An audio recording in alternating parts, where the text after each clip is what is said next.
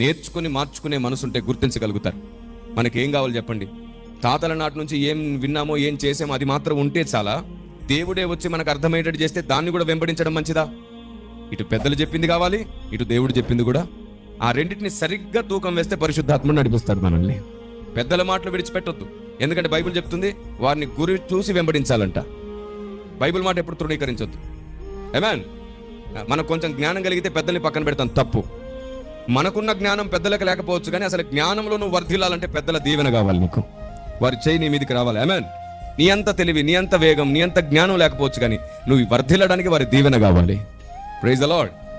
సొలొమోను జ్ఞానం గలవాడే కావచ్చు, దేవుడు దీవించకపోతే కదా. దేవుడు దీవిస్తేనే ఆ జ్ఞానం వచ్చింది. కాబట్టి నేను మళ్ళీ చెప్తున్నాను, మీరు ఎంత బలమైన తెలివైన బుద్ధి గలవారైనా కావచ్చు, దీవించే ఒక హస్తం మనకు వెంటుండాలి. కాబట్టి పెద్దలు మనంత చురుగ్గా లేకపోవచ్చు, కానీ మన చురుకుదనానికి వేగం ఇచ్చే దీవెన వారి నోట ఉంటుంది.